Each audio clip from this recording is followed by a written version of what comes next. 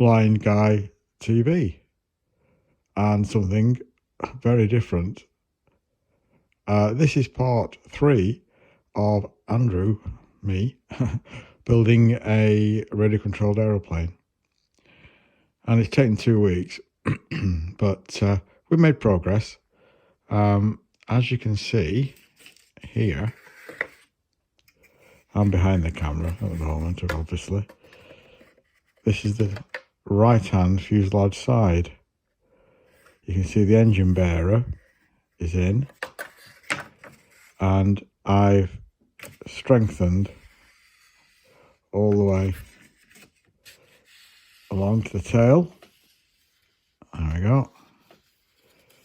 And you'll see a little wooden block there in the tail.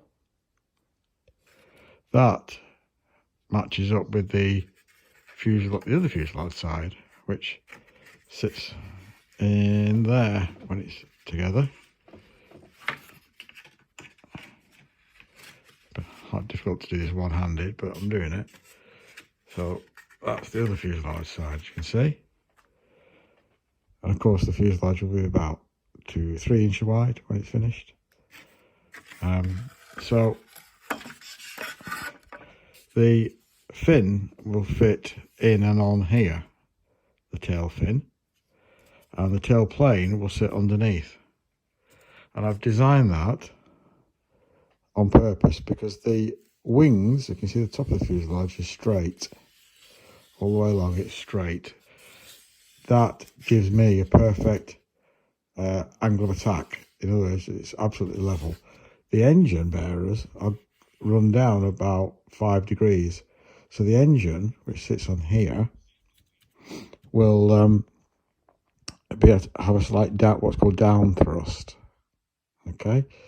The tailplane needs to be up at the back, and because the fuselage widens towards the middle and narrows towards the tail, it will give an angle of a negative angle of incidence.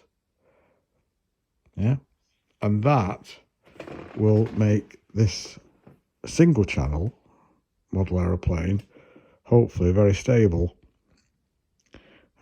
It's single channel because in here, this is a rib which will hold the framework for the what's called the escapement. So the escapement sits in there.